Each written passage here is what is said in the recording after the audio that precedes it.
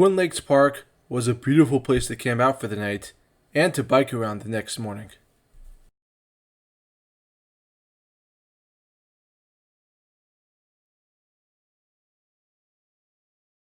What's more, the park ranger there suggested I make a stop at Sailor's Creek on my way to the Appomattox courthouse.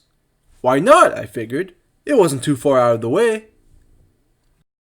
I continued the drive I'd been doing since leaving the crater yesterday, which roughly resembled the course Robert E. Lee had taken after withdrawing the Army of Northern Virginia from the trenches they'd wallowed in for months, once the triumphant Union strike at the Battle of Five Forks on April 1st, 1865, rendered the defense of Petersburg hopeless. Lee's goal was to move his forces westward and reunite with the Army of Tennessee, led by General Joseph Johnston. General Ulysses S. Grant was in hot pursuit, though, determined to make sure that would never happen. Grant's forces caught up with their rivals alongside a stream called Sailor's Creek near Farmsville, Virginia on April 6th. The Confederacy would be dealt its final blow in the ensuing battle, and over 7,000 soldiers surrendered without a fight, given how clear it was by then that the war had been lost. This is the largest taking of prisoners in any one day of the Civil War. The Visitor Center conveyed the story of this battle very thoroughly, with many weapons on display and maps detailing both sides' advancements. The nearby Hillman House made for an interesting visit as well. Much of the violence of Sailor's Creek was concentrated around this house, and it would later serve as a federal hospital, treating over 500 patients combined from both sides. There were even 150-year-old bloodstains on the floor reflecting this grisly scene. It took me another 40 minutes to drive to the Appomattox courthouse from there. It was crazy to imagine Lee's troops covering the same distance on foot in just 3 days, given how physically and spiritually depraved they must have been at that point.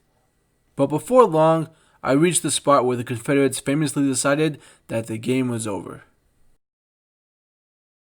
Although the courthouse is only one of many buildings in this village, and not the one where any acts of surrender took place, the entire settlement wound up being named after its most conspicuous feature. I visited the general store, tavern, and county jail, then enjoyed a presentation by a park ranger who explained the significance of this site.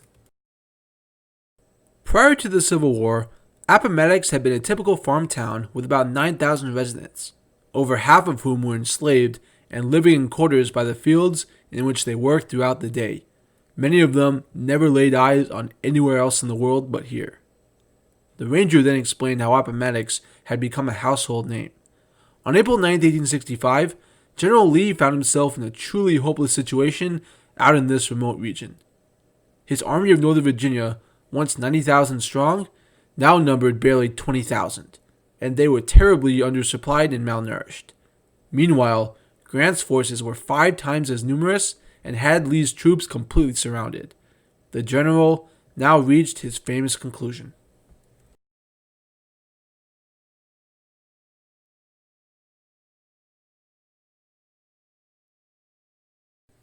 The politically neutral courthouse grounds nearby were chosen as the site of surrender. The building where it occurred was called the McLean House, named after its owner, wholesale grocer Wilmer McLean. The original house had been dismantled in 1893, but it was rebuilt in the 1940s using the original plans of the old building on exactly the same spot as it had once stood. As I approached this newer McLean house, I was immediately reminded of one of the last scenes in the movie Lincoln. In an otherwise dialogue-driven film, this wordless scene at Appomattox thrives on powerful silence. The movie set is reconstructed in astonishing accuracy to the building I was now standing in front of.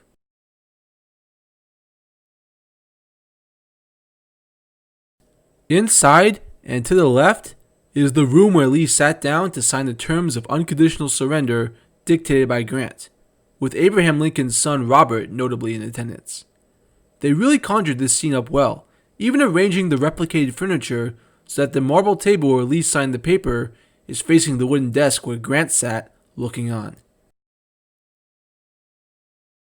Outside of the main park grounds was a cemetery for the Confederate victims of the Battle of Appomattox, as well as the Appomattox branch of the Museum of the Confederacy. One of the standout features of this museum was the uniform and sword that Lee wore as he made his way into McLean House to confront Grant, who let his opponent head home freely, while also making him vow to dissolve his army and recognize the federal government as legitimate. Thus concluded an extraordinary visit, for sure one of the most powerful one-day history lessons I'd ever had. Now it's time to move from the sight of Robert E. Lee at his lowest to that of him at his most audacious, when he led his troops in an invasion of the North, hoping to shatter his opponent's morale and see the Confederacy proudly established.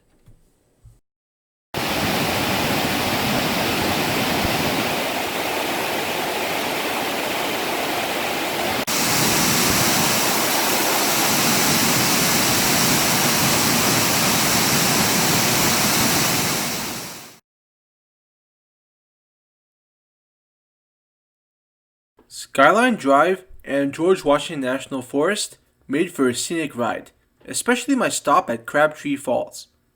Spending the night and morning in the small city of Stanton, Virginia, proved to be quite pleasant as well.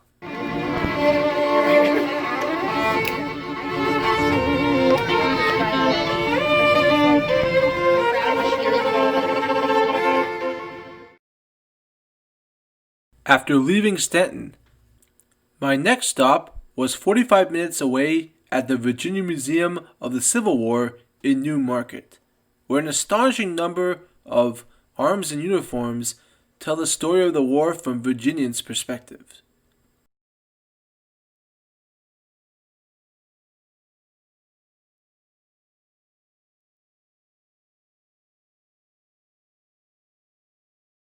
Outside the main building is the site of the Battle of New Market on May 15, 1864. This proved to be an unexpected triumph for the outnumbered Southerners, who were led by Confederate Secretary of War and the former Vice President John C. Breckinridge. The cadets from the nearby Virginia Military Institute are largely credited for this surprise victory. It remains the only time in U.S. history where the active student body of a college fought as an organized unit in battle.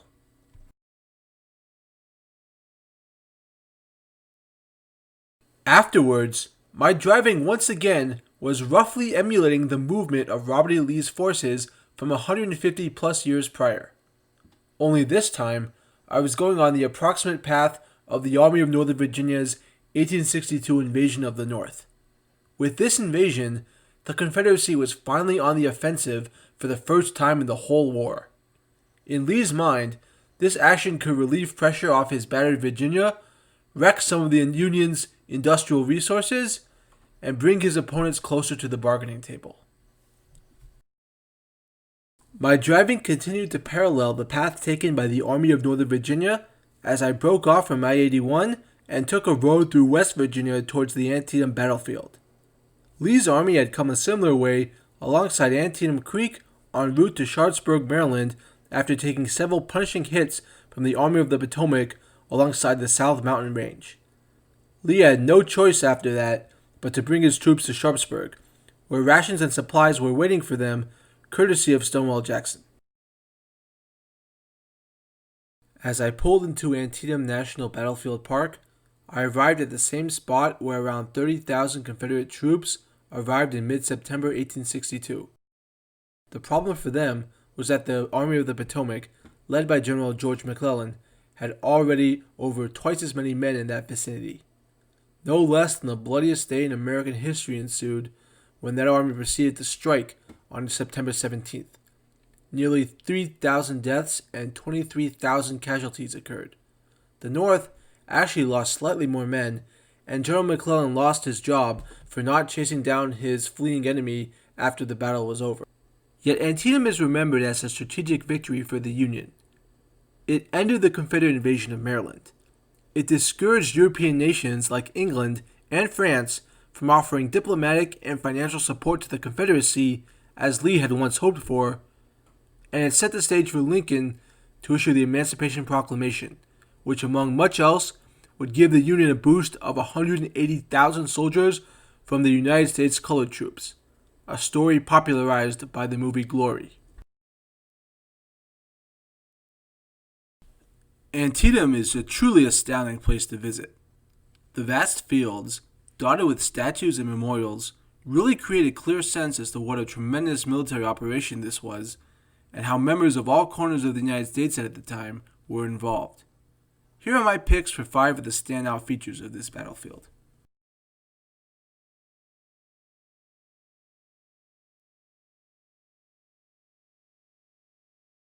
Seeing this cornfield at the northern end of the park conjures haunting images of Union soldiers emerging from the stalks, almost like zombies or scarecrows in a horror film, and opening fire on their Confederate opponents. It is astonishing. Even more so are the actual statistics. 8,000 casualties were produced in 3 to 4 hours of vicious combat on the morning of September 17th in the area around this cornfield in the east wood of Antietam, with Lee's left flank suffering the worst of the ordeal.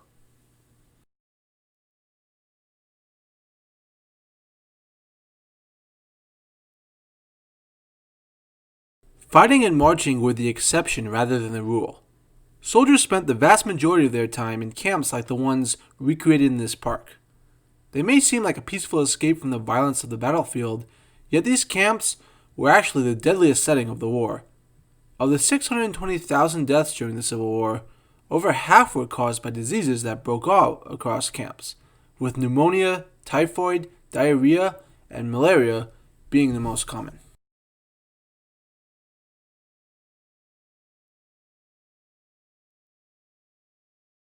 At the end of the notorious Bloody Lane is the memorial to one of the brigades worst affected by the violence in that location, the Irish Brigade, mainly comprised of Irish Americans from New York, where the Irish population was booming at that time, as we all know from the movie Gangs of New York. It was also cool to go up the nearby 60-foot observation tower, which was built in 1890 as the land was being converted into a national battlefield park, and enjoy those beautiful sweeping views.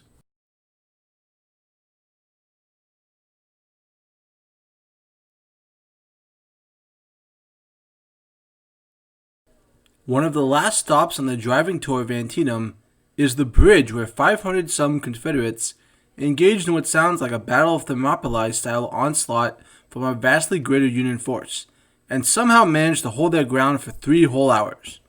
General Ambrose Burnside finally took the bridge, however, and the Confederates had no real choice but to retreat from that moment onwards.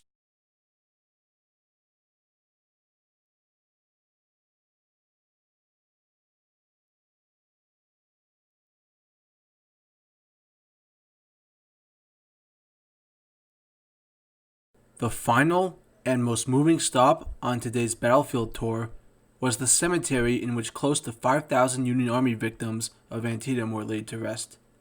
The Private Soldiers Monument, a giant statue designed by Carl Conrads, stands sorrowfully over all. It's an eerie final image of a massive park so defined by death.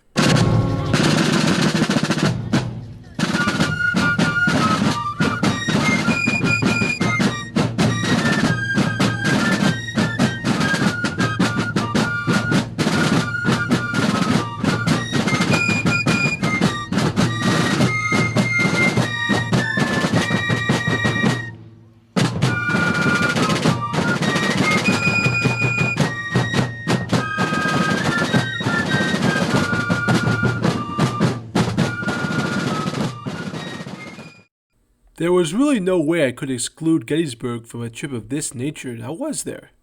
Especially not after I convinced my parents to come up from DC and join me. Neither one had been here since coming on middle school field trips sometime in the 1970s. I drove about an hour up from Sharpsburg, passing through the South Mountain Range, where some of the violence preceding the Battle of Antietam had occurred. Then I reunited with my parents, I chatted their ears off about my trip, and we got ready for a fun day of learning together at Gettysburg. This National Military Park is 6,000 acres in size and marks the site of the largest scale battle in the history of the Western Hemisphere. Over 3 million visitors come to this site each year, and my parents and I added to that total as we made our way into the visitor center. We sat down for an excellent 40-minute introductory film devised by the History Channel, that establishes the consequences of Robert E. Lee's decision to invade the North for a second time in 1863. His objectives were largely the same as they had been the first time around, plus a few more.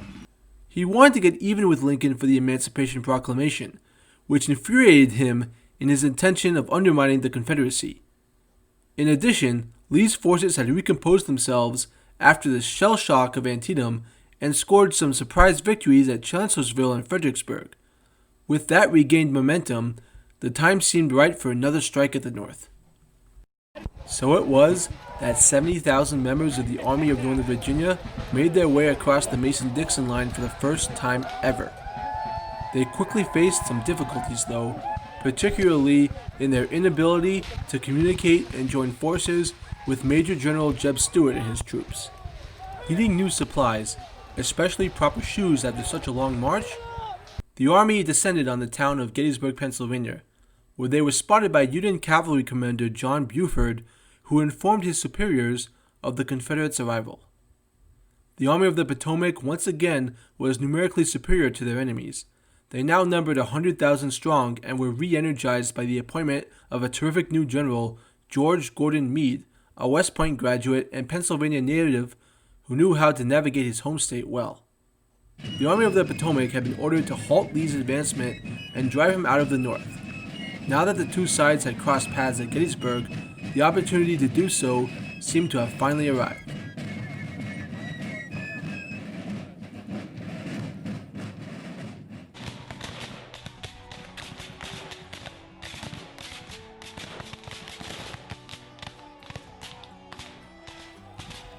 Over the first 3 days of July 1863, these two armies poured tens of thousands of men into the fields of Pennsylvania, where they fired at each other all day long, paused for sleep and reinforcements, and then started all over again the following morning. By the time it was all over, the battle had yielded 50,000 casualties, including 8,000 deaths. The outcome of this battle profoundly affected the course of the Civil War. It abruptly ended Robert E. Lee's invasion of the North when he realized he could not continue after losing 28,000 of his roughly 70,000 troops in just 3 days. The Army of Northern Virginia retreated from Pennsylvania and would never be on the offensive again. Instead, they would largely be on the defensive for the remainder of the war, trying to protect vital Confederate strongholds like Richmond and Atlanta until they finally gave way. After enjoying the introductory film, my parents and I moved on to the next part of the Visitor Center, which features the famous 42 by 377 foot cyclorama, the Battle of Gettysburg, a depiction of the battle with emphasis on Pickett's charge by French artist Paul Philopoteau. This highly detailed painting, which took Philopoteau and 5 assistants 18 months to complete, does a tremendous job of evoking the feeling of 20,000 men engulfed in utter chaos that day. It really is a breathtaking work of art. The remainder of the Visitor Center features an unparalleled collection of weapons, uniforms, and equipment from this era. It succeeds in capturing the Confederates' transition from the initial feeling of encouragement to the pain and humiliation of retreat. One especially powerful element of this exhibit was the section detailing the 11 Confederate states' seceding from the Union, beginning in 1860. In case anybody ever doubts that the outbreak of the Civil War had everything to do with slavery, the declarations of secession, which are available on touchscreens in this section of the exhibit, should put that to rest. The language of the secessionists could not be less ambiguous.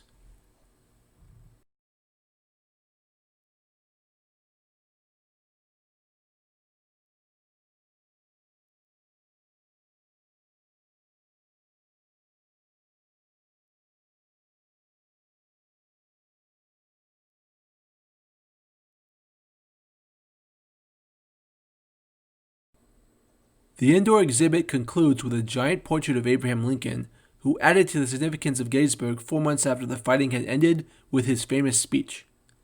Right at the exit, I saw a quick show of people in 19th century costumes performing in group dances.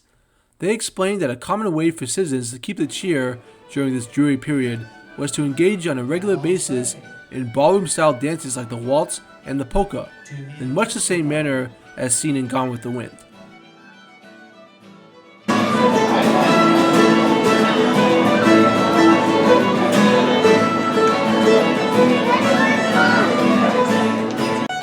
Top lady, two-hand turn.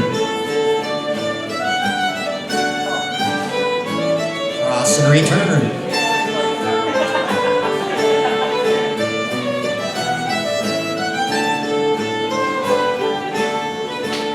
Free again. Honor your partners. And that was the Money Must Reel.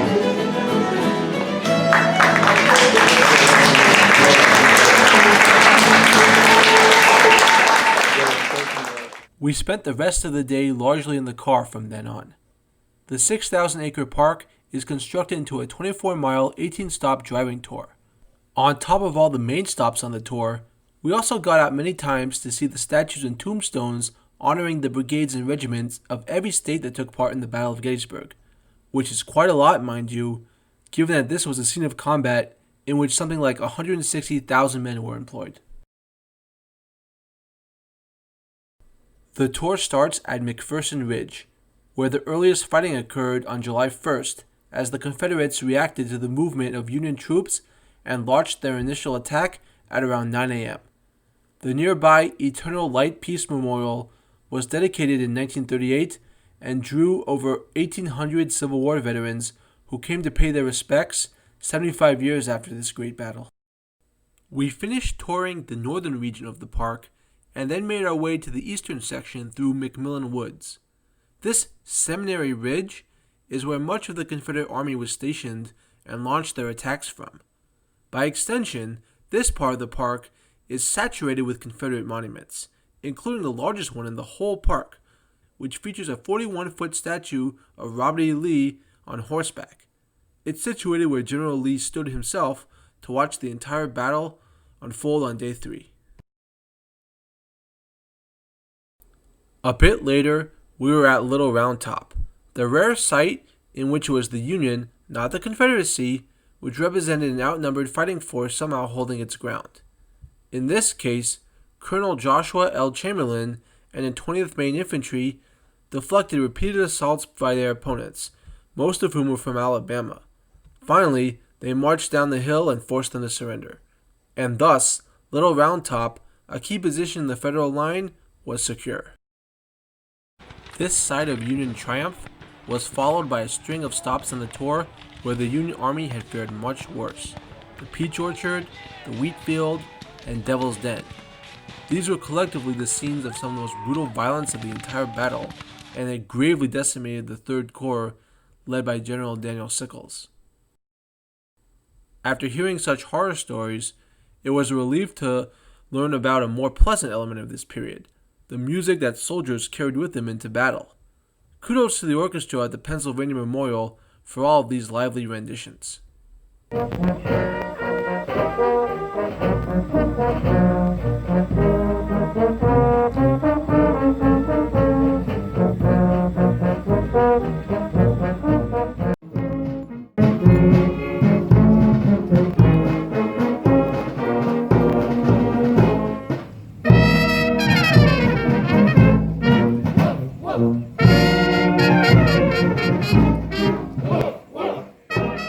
At the foot of East Cemetery Hill in Spangler Spring, we had a nice chat with some historical reenactors who, like the guys in Antietam, had set up a Civil War-style campground and did a great job outlining the sites where soldiers spent a vast majority of their time throughout these 4 years. They also went further into explaining how baseball had emerged in these camps, with soldiers playing their own version of the British game Rounders to help pass the time. This wound up being one of the major cultural legacies of the Civil War. With sunset approaching, we made our way to the high water mark, the site of perhaps the signature and climactic episode of Gettysburg, Pickett's Charge. Here, over 7,000 Union troops were able to repulse 12,000 oncoming Confederates, led into battle by Major General George Pickett. By expertly placing his men in artillery, George Meade was able not only to withstand the Confederate attack, but issue casualty rates of over 50%. Lee immediately saw that he had been met with defeat and rode away from the battlefield muttering, "It's all my fault, it's all my fault."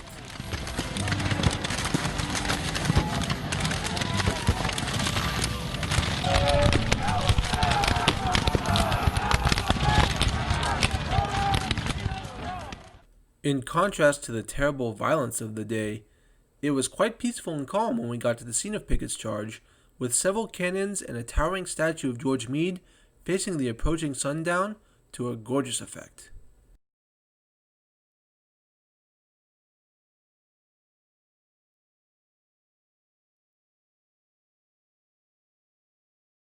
It was almost dark by the time we got to Soldiers Cemetery, the can't-miss final stop of the driving tour.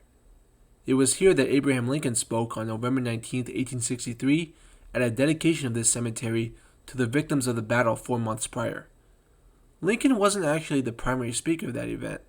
That was actually Edward Everett, considered the nation's leading orator at the time, who spoke for 2 hours about the significance of the newly established Gettysburg National Cemetery and the state of the nation at that point in the war. Lincoln was then invited to give a few appropriate remarks, and in 2 minutes delivered one of the 2 most iconic speeches in American history, along with Martin Luther King's "I Have a Dream" speech, delivered, not coincidentally, exactly 100 years later in 1963. Thus concluded the most ambitious day of the entire trip. Now, on to the grand finale.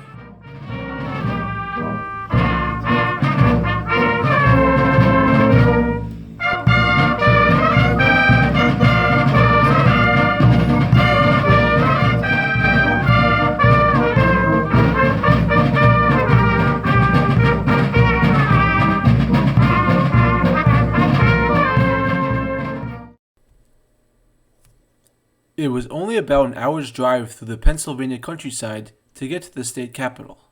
Harrisburg has some strong ties to the Civil War era. It was a notable stop along the Underground Railroad for many fugitives, and it was a major industrial center for the Union, given that it was the capital of steel and coal-rich Pennsylvania. That status sent it to the top of Robert E. Lee's wish list during his 2 invasions, although he never managed to launch a proper attack on the city.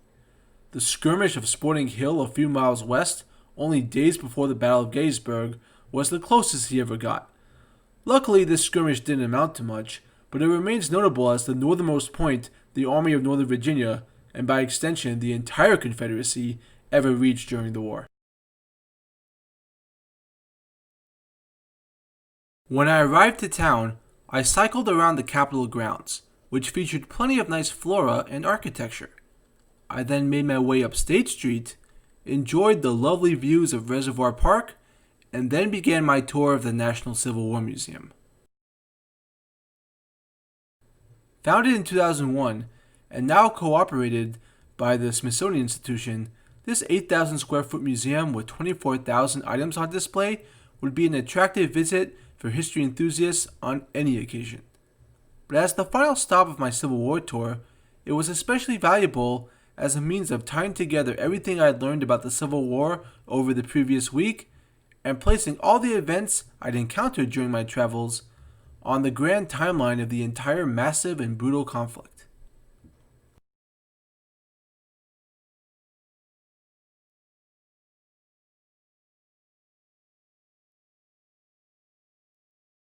The museum's first exhibit was called A House Divided 1850 to 1860, and it detailed some of the major conflicts at the core of antebellum America.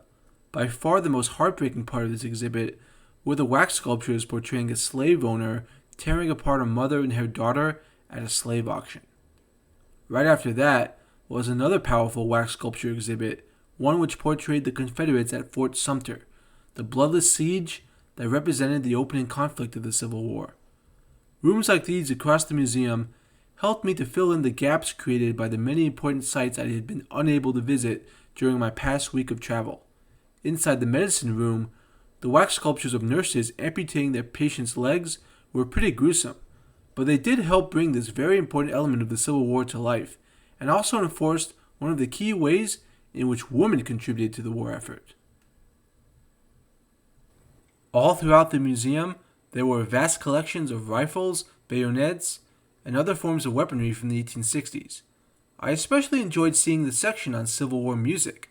This period solidified the usage of bugles and other brass instruments throughout the United States military, and lots of the instruments that soldiers discarded on the battlefield were later collected by civilians, thus setting the stage for the earliest rudimentary forms of blues and jazz music.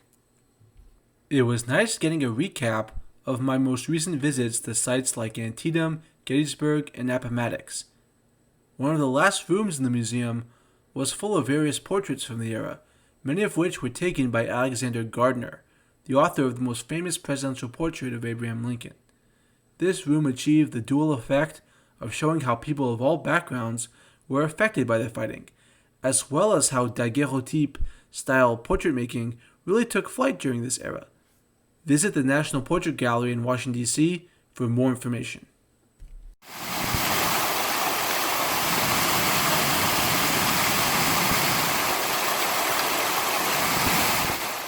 After leaving the museum, I enjoyed the rich variety of public artwork that exists across Harrisburg, as well as the numerous gems that are located alongside the Susquehanna River.